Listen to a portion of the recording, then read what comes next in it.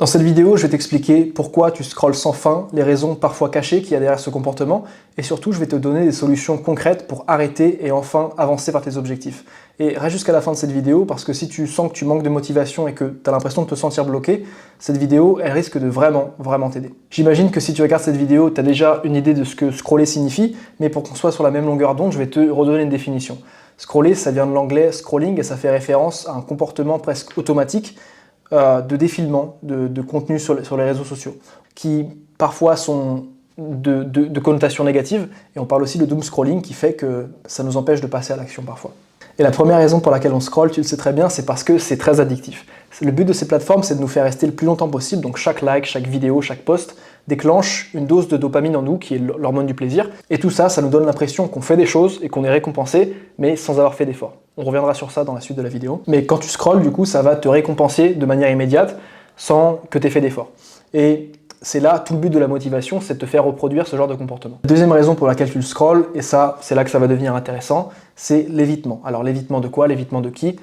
L'évitement des actions et des tâches difficiles, mais aussi l'évitement des pensées négatives et du stress, par exemple. Alors je te comprends, bosser sur tes objectifs, ça demande du temps, ça demande de l'effort, c'est chiant, et en plus de ça, si tu rajoutes une peur de l'échec, ça fait que scroller, c'est beaucoup plus simple. Ça te permet de te distraire et ça te permet surtout de repousser les choses importantes que tu as à faire.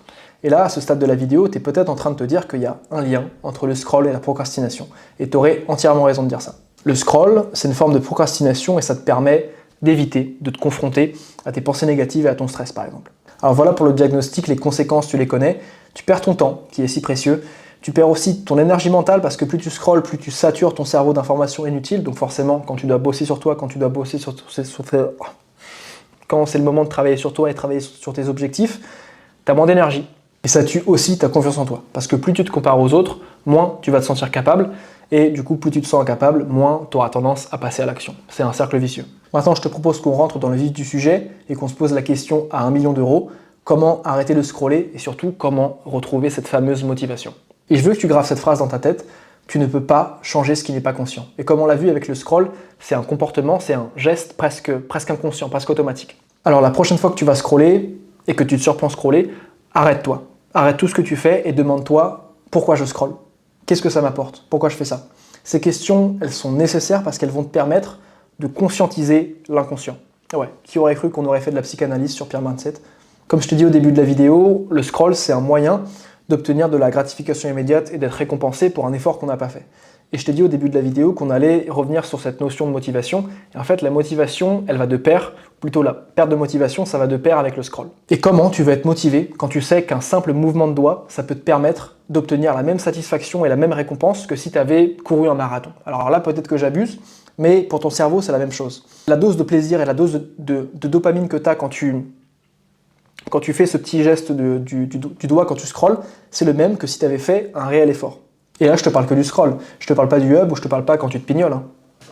Donc littéralement, ça casse toute ta motivation. La motivation, c'est le résultat du processus effort et récompense.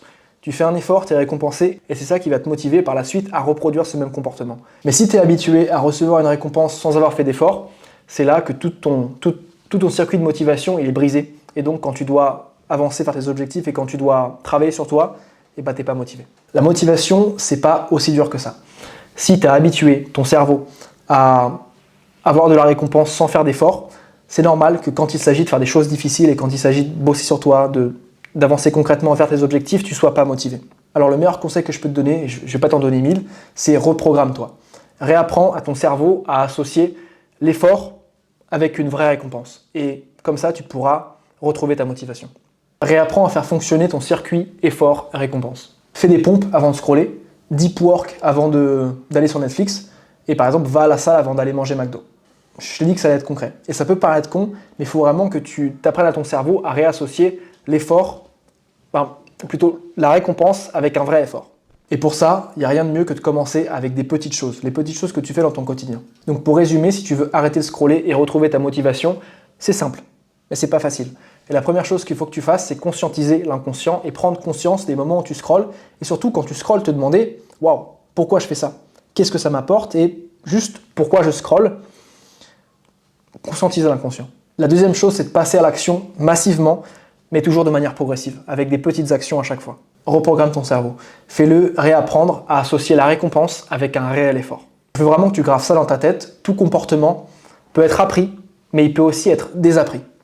Les habitudes, c'est pareil. Les habitudes, c'est juste des comportements répétés. Là, ton cerveau est devenu un flemmard et ça ne tient qu'à toi, et je le répète, ça ne tient qu'à toi de le reprogrammer et de mettre en place des bonnes habitudes. Et si tu as les bonnes stratégies, tu peux le faire correctement.